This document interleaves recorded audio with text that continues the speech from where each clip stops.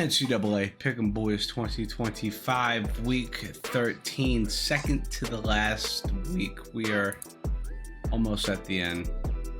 I'm your host, Gavin Lynch. As usual, picks are due Saturday, November 22nd, 11 a.m. First game, Thursday, November 20th, 6:30 p.m. Central Time. Get them in, get them square, get them fresh. Listen, we know the slate's a little stale this week, but listen, we're going to keep our heads up. We got to commit to the game because we're about to lose our football. They'll be gone in a snap of a finger. So don't take it for granted. Now, for week 12, recap. Grant still holding the fort, man. 34-26. Steven, 31-29. Saucy, 30-30. A couple people going 29-31. One baby upset, but that's okay. Maybe a baby upset that someone's not in the top 5, but that's all right. Next up, current eliminations for the Survivor. Housey was actually eliminated last week, and I didn't catch it. Tough luck for the boy. But that's okay. That's what we need. We need a little, we need some drama, some chaos. All right, now a couple games. Screwed a couple people up. Start strong with probably the upset of the week. Ranked 11, Oklahoma.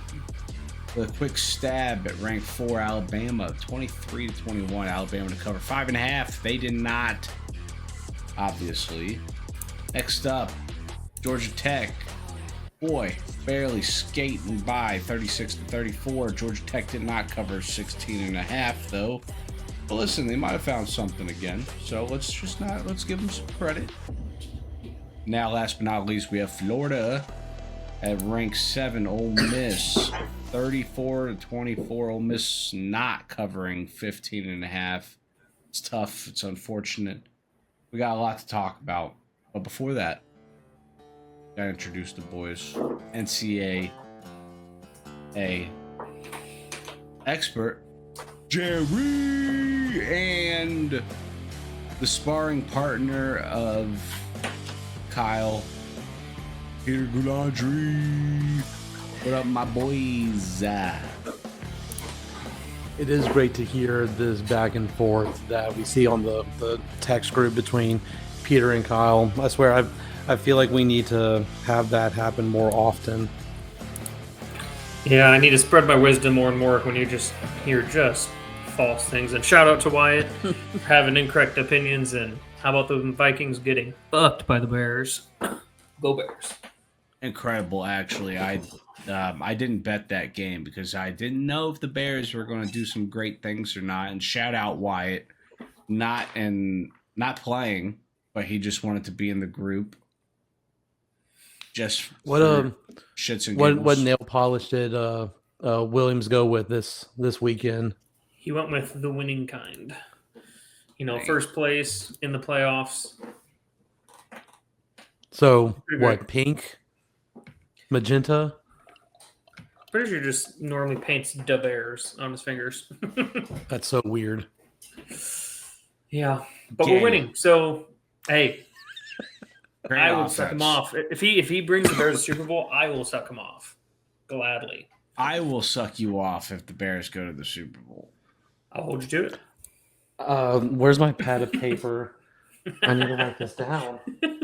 There's a lot of sucking off for no good reason. A lot of people are getting sucked off if the Bears go to the Super Bowl. Be a big train. Big train. Big train.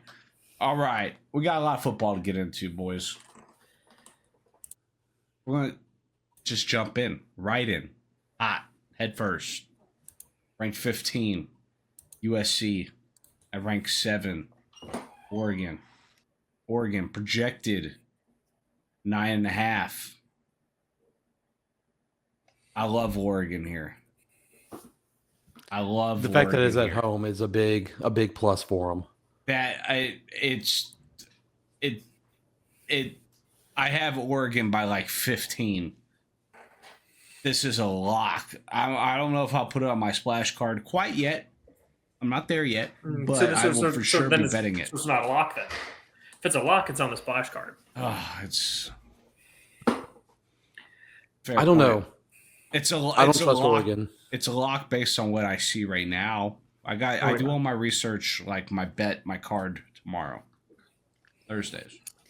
Here you go, Kevin. Ready? Just come step in my office and let's take a walk down Oregon's schedule, where they have beat every bad team on their schedule, and they've lost to the one decent team that they played at home, and they lost. So I expect USC to walk in and not only cover the spread, but I expect them to win outright. Especially, too, when Oregon struggles, they didn't even break 20 points on Iowa. And Iowa's not a good team. Yeah, There's not much of a difference between the kids in the cancer hospital than the team on the field. You could just switch them out pretty easily. Good Lord. Peter, yo mama.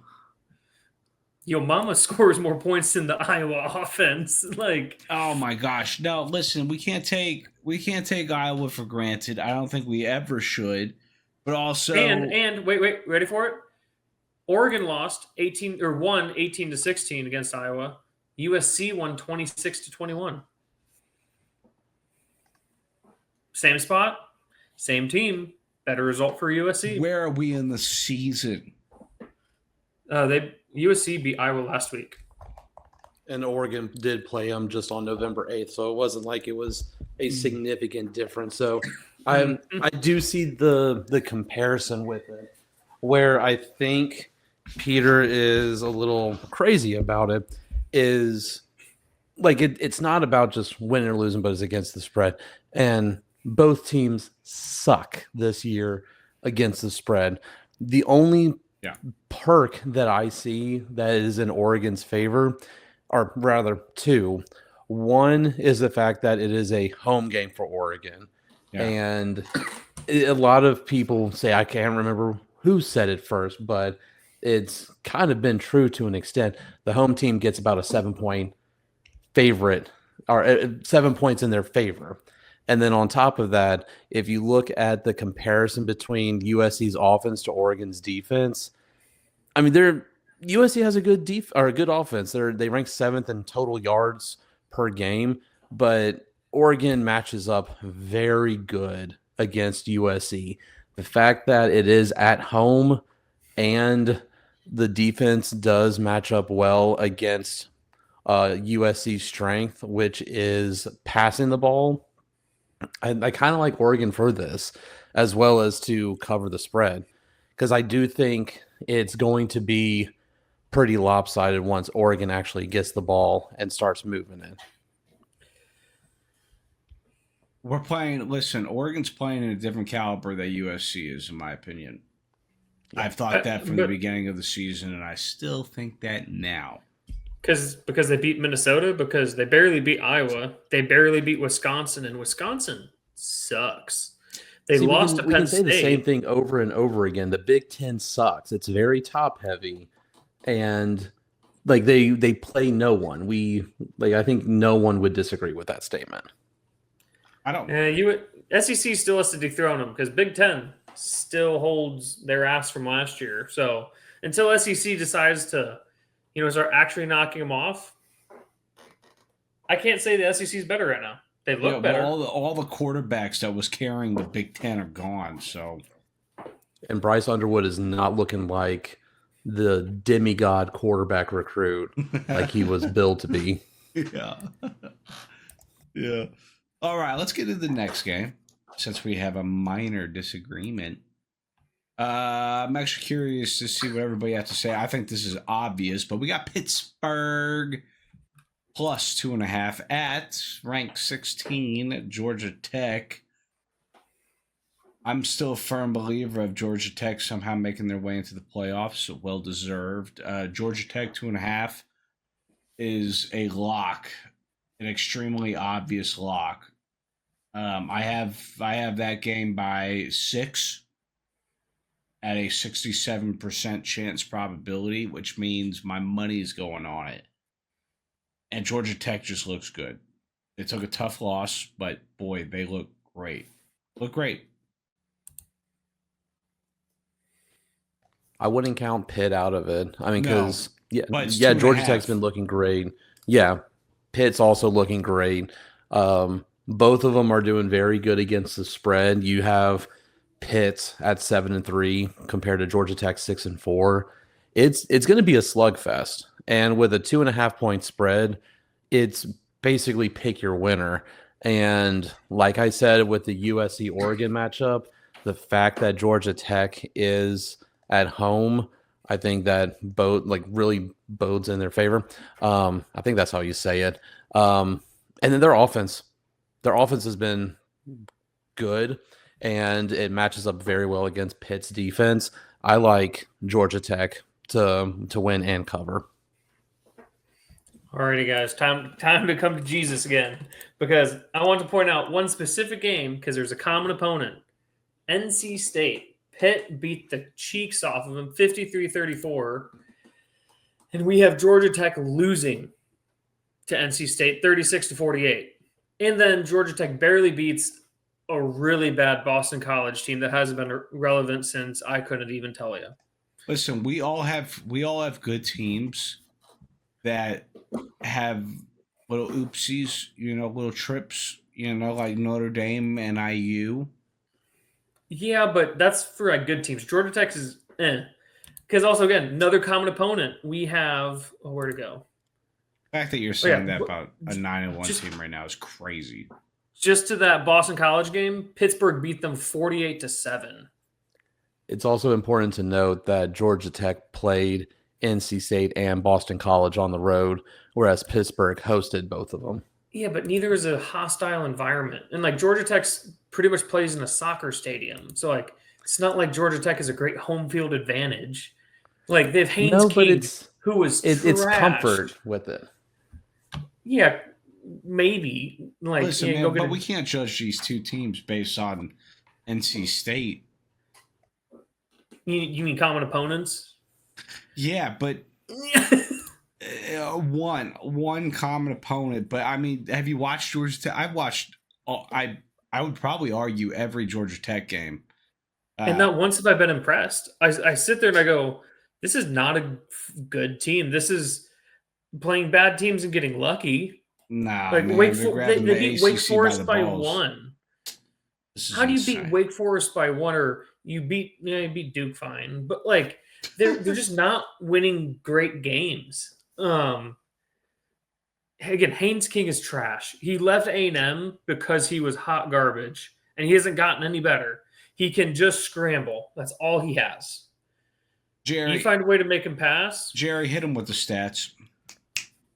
I mean, there's not much more to rebuttal against him. Again, Georgia Tech's offense looks great.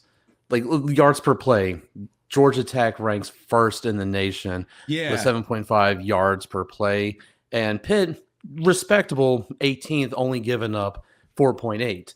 But 4.8 is still a first down after the, 3rd and 2, 3rd and 3, essentially. Yeah, Peter. And then, in the statistical categories, Georgia Tech is favorable in rushing attempts, passing yards, passing attempts, completion, quarterback rating, all of that, everything Peter. is in. The only thing that I'm seeing that is better for Pitt's defense is the fact that they come out on the third quarter and shut down the third quarter, only giving up an average of 2.9 points in the third, but they still give up. They're one of the worst teams at 98, giving up 7.4 points in the fourth quarter. Do you hear and that, football, I hear Pitt football's a getting ready 60-minute game to just beat the cheeks off Georgia Tech, because again, Georgia Tech's not beating teams they should, and bad teams are sticking in it way too long. So they also prove they don't put teams away, especially recently. When you're a 16.5 point favorite and you win by 2, you can red flags. Start waving them around. It's called accidents. It's called accidents. Don't you? The accident after you lost to NC State the week before. So Peter, I gotta ask, why are you gay? Oh, sorry. Is it a is the college football playoff committee going to be too concerned about when a team puts another team away? Because from what I'm seeing in the rankings right now, A&M is they've struggled this year putting teams away. They struggled last week to even start the game against USC, or sorry, excuse me, South Carolina. They're third in the rankings, and they stayed there. Ohio State did not look good when they played Texas. They haven't looked good in a lot of teams. Indiana is the only team that has blown out teams this entire season. But from what I'm seeing, A&M's at 3. Georgia, who struggled against Ole Miss and Kentucky, if I remember, they're 4th. Texas Tech, they've struggled lately. They're at 5. They actually moved up a place. So, I mean, I don't think that argument holds anything as far as like how a team is and whole. Because, I mean, you still have to play 60 minutes. Sometimes you have to play longer. It's the era of people beating people, man. Anybody can beat anybody. But the biggest Especially thing is this year. Georgia has good wins. A&M, did they struggle against a bad South Carolina team? Oh, yeah. Could they do that? If they did that game 10 more times, they lose 9.5 of them. Ohio State and Indiana, don't know why they're 1 and 2. Indiana, you can argue more. Ohio State has no business being at 1. But it's, for me, Georgia Tech hasn't beaten anyone. Like when I look at their schedule, beat 9 teams. Yeah, 9 bad teams, and then they lost to a really bad team and almost lost to a trash team. So it's one of those things where, in Pitt, I don't think Pitt's great, but that just shows how little faith I have in Georgia Tech. Where Pitt actually hung with Notre Dame, even though they lost technically 15-37. That was a much closer game till late in that game. It wasn't close to begin with. They were down 14-0 in the first quarter. Yeah, but then they came back because I remember there was at one point I was watching. I was like, Notre Dame needs to get their shit together. There was no point in this game. Halftime, it was 21-3. But back to my point with Georgia Tech, they're trash. They literally suck. People just they're craving another team that hasn't been in the mix, and they're like, "Oh, Georgia Tech can do it because Haynes King," and it's just like, no, they're not good. They don't beat good teams. They lose to bad teams. They don't put teams away. And if I'm Pitt, just stick in the game. Georgia Tech will fuck them themselves easily. Listen, Georgia Tech, we're talking about this season. We can't say that Georgia Tech loses to good teams because they've only had 1 loss this entire season. So let's go back to that team that they lost to. The 5-5 NC State. That in college football, that's all you get because half your games are cupcakes. At least half. Well, yeah, but I mean, so then it boils down to football team. No, that's my point. In college football, half your games are cupcakes easily, if not more. So then it comes down to like 3 or 4 games that you really judge a team on. Well, they just lost to a cupcake. Just like how Miami lost to a cupcake. And even though Notre Dame lost to them, Notre Dame will easily get in the playoff over Miami. Easily. Well, yeah, because that's Notre Dame. It's just Notre Dame. But I'm saying is Georgia Tech, they're just not good. I don't know why people are so horny for Georgia Tech. Put a beer on it on Tuesday. Hey, I'm here. Okay. All right. This is ridiculous. I cannot believe you're not giving Georgia Tech the credit that they deserve. That blows my mind. And you're gay. Now, next on the list, we have ranked 11 BYU at Cincinnati. BYU projected to win by 2.5. This is also another game that I have projected by 5.5. So now Cincinnati was a great covering team at the beginning of the season, and I still think that they're a great team to watch. They're fun. But BYU's just on a roll. On a team that is fighting for they're going to be in the playoffs, but it's almost like they're fighting for the respect that they deserve to be in the playoffs. I I think they have to win out to make it. Aren't they like fighting with someone on the fringe there? I thought because they're No, 11, because So they're they're 9-1, just like Georgia Tech.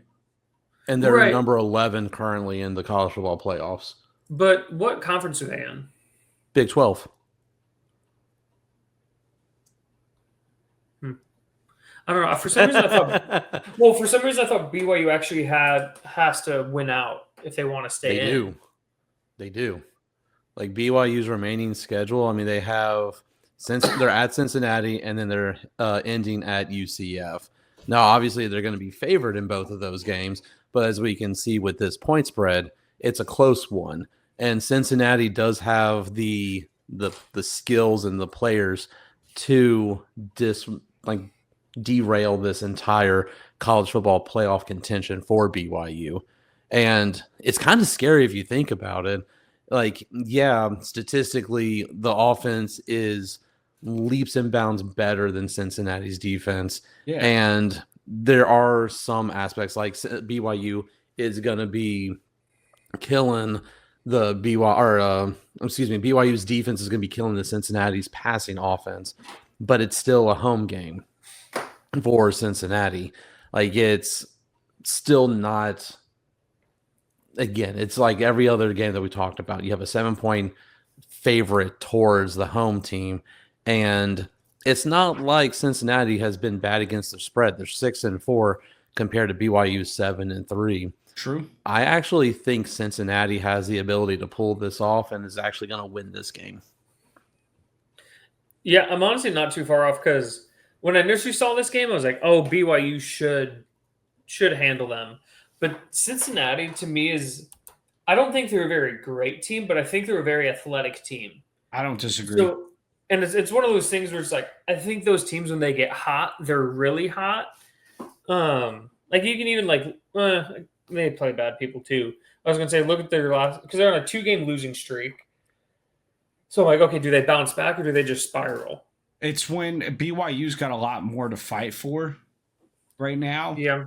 Like a lot more to fight for, and with 2.5, it becomes a pick'em game really at that point. Where it's like, I don't know, BYU seems like an obvious choice. Like I don't know if I'd be touching this game, but I don't know. Yeah, I don't know. I do think when you're a home team and the other team is favored in your building, and you can play spoiler to someone else's season, that does give you quite a bit of motivation, in my opinion. Yeah, that's exactly what I was thinking. You're not wrong. You're not wrong. I don't disagree. I mean, I mean, look what Arkansas did against LSU last weekend. No shit. They went for it on 4th downs quite a bit. They blitzed the punter and actually got a blocked punt. Like, you're going to be more risky when you know that your season. I mean, 7-3, your season isn't over. You're still going bowling. You're still going to have a good bowl game. Yeah. But it's not the playoffs, so you have less to lose. But BYU has a lot more to lose, and you don't think that pressure is going to be on those 18 to 21-year-old shoulders? Yeah, I think Cincinnati's going to come out and they're going to play firing because, if I'm not mistaken, isn't the Cincinnati's coach on the hot seat? Probably. I don't know that. I feel like they were supposed to be good the last couple years, and they've kind of fallen short. Well, positive seasons, they just haven't found themselves short of the playoffs all the time. I also think when some organizations when they start being decent, they're like, "Oh, we should be contending," and it's just like, let's slow down there. It's a process, like, and it's much easier to fall off it than to get up there. Yeah, we're firing coaches never made it to the top yet. Chill out. Let's get up there first. Then we can start firing coaches. Yeah, listen. If BYU, there's just so many teams that are 8-2. It's just like picking who's worthy of filling the gaps. Obviously, Notre Dame, just because they're pretty. I don't think Notre Dame deserves to be in it at all. Hey, if you can name 8 teams that are not in the top 8 right now, or if you can name 12 teams that belong above Notre Dame, I would completely agree. Why does it got to be 12? Can it be 3? Yeah, BYU for 1. I would probably put Utah at number 2, and Georgia Tech That's at 3. insane. That's Yeah. crazy. Whose cat's freaking out? That's my cat. Good Lord. Yeah, I thought that was mine, but I'm like, my cats don't do that. Yeah, easily those 3 teams. That's insane. I would Notre leave- Dame looks scary right now. Like Love should be in the top 3 for Heisman. Well, But yeah, the Heisman bullying Trophy nerds is doesn't crap count for nowadays. anything. What? The Heisman Trophy is a joke nowadays. It's just turned into a QB award, which is Uh, the biggest shame. Like, give me a defensive player in there. Give me a running back. People who actually like change college football games, not just put up stats. I will get The my stats- nuts tattooed if Marcel Reed gets the Heisman. Oh no, not after the South Carolina game. That was bad. You know, listen, you don't let anybody make mistakes in this league. But that's what I'm learning real Well, quick. here's the thing. Marcel Reed made 4 mistakes in a half. But That about did you cost not them- see the second half? What team's doing that? Nobody. A&M. Here's the thing. The second half, that's how they were supposed to start the game. Yeah, but like that's how cool they are. Is they could do cool things like So that. It's if an fascinating. adult is down 9-0 to a preschooler, and then they come back and beat the preschooler 10-9, are you impressed? That's such a horrific comparison from an Well, adult that's how to- bad South Carolina is. No, listen. You can look at it like A&M did something really bad, or you could say it like, listen, it's pretty cool that they could bounce back from being that far behind. You could say the same thing about every UT win that we gave all the Longhorn fans crap when it's like, you barely beat Kentucky, you barely beat this team. Well, we Oh, didn't but look now like we were playing in high school every week. They did. you're right. A&M looked like they belonged in middle school football that first half. I don't disagree, but then the second half came by and we were like, listen, we look like a natty team again. We just need a little bit of the juice. Give us a little juice in the ass crack, and then we got moving again. Little Yeah. Mike Elko Belko, and then we're in. And I still think Elko just brought Reed in front of the whole team and beat his ass in front of everyone. Do you think and sends him A&M? back out. Do you think A&M makes it to the Final Four of the playoffs? After winning a game like that, No. potentially. Here's the thing. As much as A&M fans hate it and as much as they'll talk out of their ass, I think they're still dreading playing UT at the end of the year because A&M at this point is clinched. They're in the playoff. They could lose UT and they're fine. They're perfectly fine. Can I also say that I don't think that any A&M fan is talking out of their ass? Well, that's because their asses are so dang puckered at the moment. That's what I would say is like Uncharted territory for Yeah, I everyone. literally took the words right out of my mouth. I'm like, we're in a place that we've never been. We're like, I don't think we're supposed to be here. It's kind of like walking through like a hallway that you're like, oh shit, I don't think I'm supposed to be in this hallway. And you see like all these nice people walking by and you go, oh shit. That's A&M right now. So listen, nobody's bragging about A&M. We're very humble about being where we are at the moment. What I think is going to be funny is if A&M does what Indiana did last year, get to the playoff, and then just get embarrassed their first game. Oh, that could so happen. Oh, Yeah, I mean, I would. Oh, excuse me. I wouldn't put it past us at all. I do think this college football playoff is going to be entertaining because I think the committee does not know what they're doing with rankings. So I think it's going to be very easy. You could see number 8 beat number 2 or number 12 beat number 1. Like, I hate to see Georgia in the top 4 for getting themselves a bye. don't they have another hard game left? Who? Georgia? Yeah, I thought they had someone left still. Checking Georgia right Tech? now.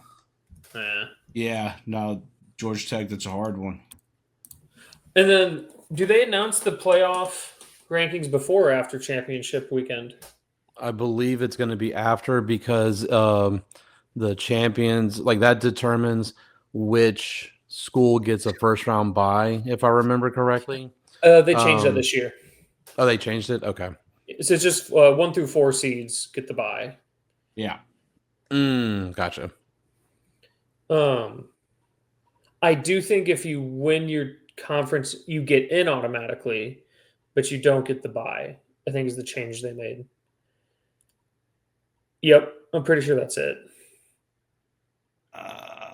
Because that's how Dave Portnoy is praying Michigan gets in is by winning the Big Ten. So stupid. I mean, they're not going to do anything. I don't know. It wouldn't surprise me if they beat Ohio State. Oh That's yeah, all no, that would be great. That would be great. That's all I need. Because thing is, no, I think Georgia's in. I think if they lose to, if everything plays out, I think even if A&M loses to UT, they still make the SEC championship game. I could be wrong on that, but I'm pretty sure they do. I think you're right. If Georgia picks up a second loss to A&M there, it'll be interesting to see where they seed them because they're in the. I think they're in the playoff no matter what. Oh, without a doubt, for sure. Unless they lose to Georgia Tech, like pending no more losses besides that game. Besides SEC championship. Yeah, what do? You give Ole Miss that bye? No, I think they'll give it to Texas Techie. I think they'll give it to Tech or to Oregon if Oregon wins out. No, they won't give it to Oregon. Too many Big Ten teams. Yeah. They'd give it to Tech. How exuberating. Tech being a top 4 team potentially. Yeah, even though the most relevant thing about their program is tortillas getting tossed on the field. Boo. Well, we don't even have that. It's one thing we wanted. Well, do we have any more final takes? Any more thoughts? Anything? Notre Dame's winning the Natty. That's all I can say. Kiss my nuts. It's gonna be nice. After the parlay was blown, I don't care about Notre Dame. This coaching carousel is adding about 5 years, or decreasing my life by 5 years. It's been ridiculous. Oh. I hate social media. Everyone with a voice needs to shut up. I just need to listen to the official people, and the official people aren't coming through. I hate it. Yes, I need you to, and I mean, this is like 3 years ongoing. You need to fact check your tweets before you send them in the group. I just see entertaining things. I'm sorry. Jerry's just like the GOAT for finding the most bullshit tweet and sending it in the group that like 5 minutes later. They make it look believable now. Can you blame me? Yeah, 5 minutes later. Like, I mean, that's the thing though, is what you send is you don't even read it. I clearly read it. I just don't. You don't read the article. You just. Well, it's like, oh, hey, reliable source says that Nick Saban's going, and then it's like on 3, but then it's no 3, and it's like, well, that should be illegal. Like, out of all the things, that should be imposters should be illegal. Listen, this is the freedom we get from Elon Musk's Twitter, and I'm okay with it. I think it's funny because when people are tracking like the planes and stuff, it wouldn't surprise me one bit if Lane Kiffin was just like, hey, like tells his kids, hey, can you just fly to Florida for the weekend? Or hey, can you just fly over here real quick? Oh yeah. If everything is true, that's exactly what they did. It's like, oh, go on a shopping spree in a private jet over to Baton Rouge just for shits and giggles. That's basically how it turned out. Son, I'll give you $10,000 if you can do 3 round trips to UTSA. Back to back. That's actually a really funny idea. If I was a coach, I would totally do that. Wow. That's so funny. Someone's going to make a skit of that one day. You watch. Okay, well, any final thoughts? That was my final thought. Last thoughts? No, great. Guys, it's week 13. We're almost at the end. I know there's a couple people that already gave up. I get it, because you're nowhere close. I get it. But for the rest of you that are trying and committed, get them picks in. Saturday, November 22nd, 11 a.m. Get them in. Week 13. We'll see you next week. Possibly we'll see about the Thanksgiving schedule, but we'll figure it out. But been a great season. Love you all. And once again, happy picking.